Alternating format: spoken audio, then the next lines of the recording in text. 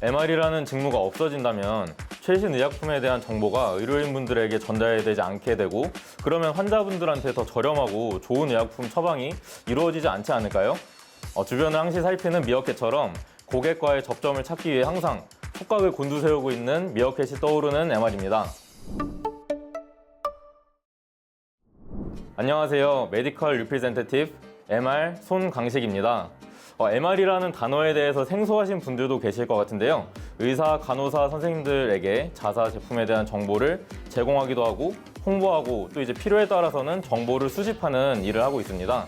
그리고 최종적으로는 저희 회사 매출 증대를 목표로 활동하고 있어요.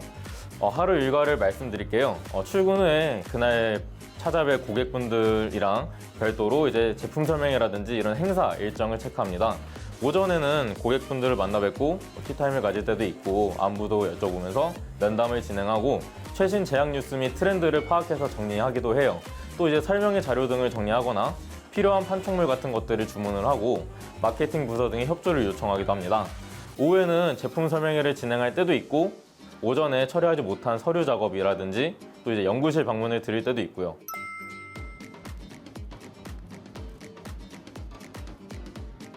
희로애락을 담은 이제 일상 다큐멘터리로 표현을 하고 싶어요, 저는.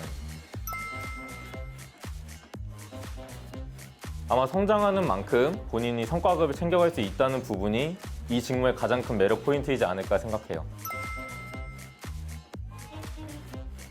저는 1년 정도 걸렸어요.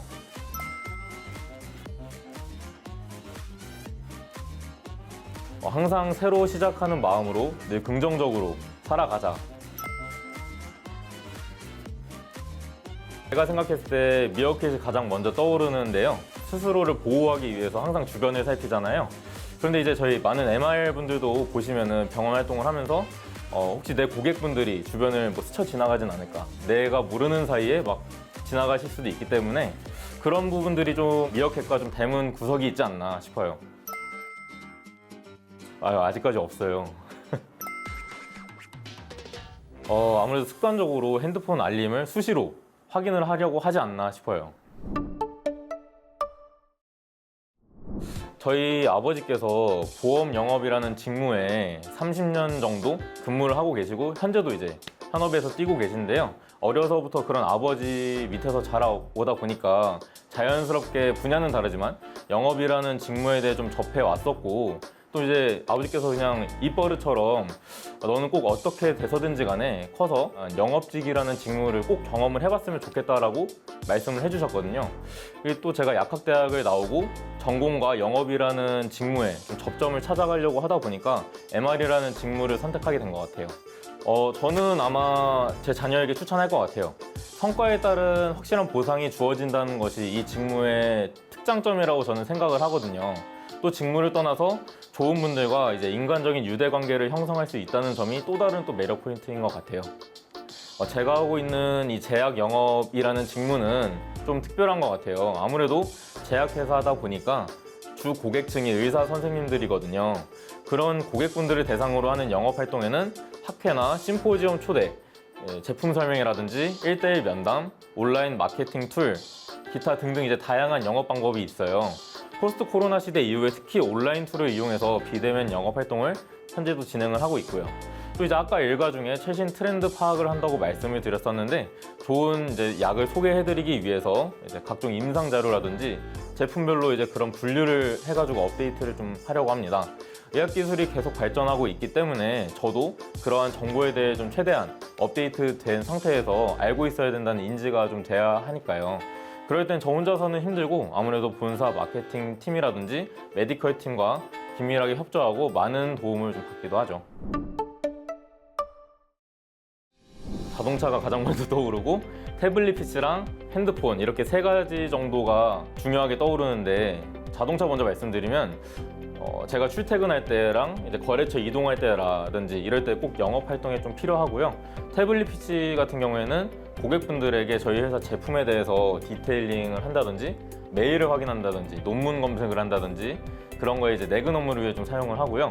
마지막으로 핸드폰은 사내 업무라든지 고객 응대 같은 이제 즉각적인 사람들과의 커뮤니케이션을 위해서 반드시 필요한 물품이라고 생각해요.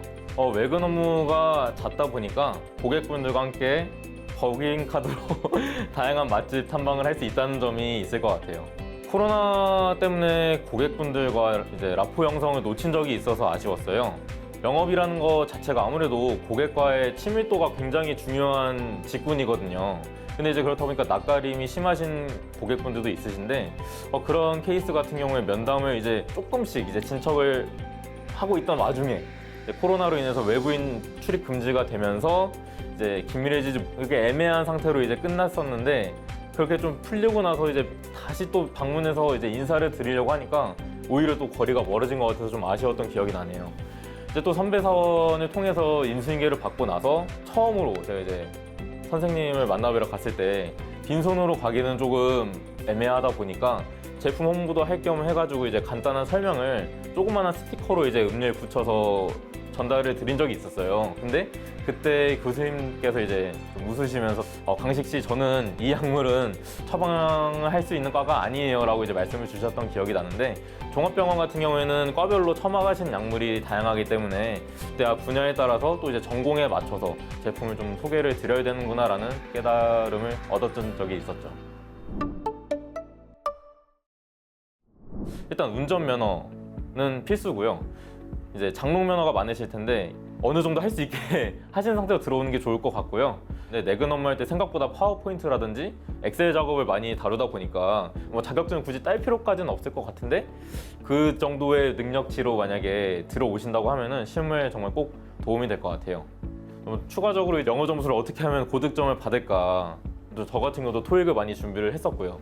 근데 이제 영어 점수가 점수는 모르겠는데 이제 실무에 토익이라는 게 쓰이지는 않아요, 저희 실무에.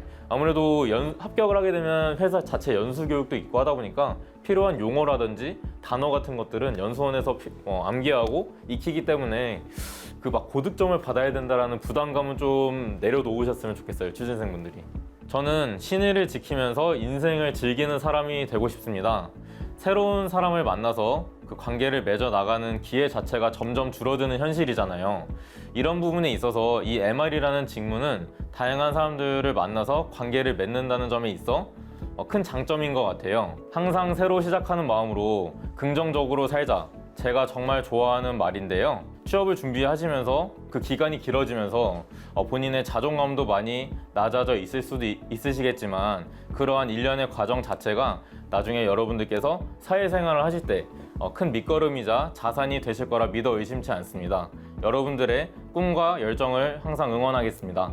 Dream comes true, 할 수 있습니다. 화이팅!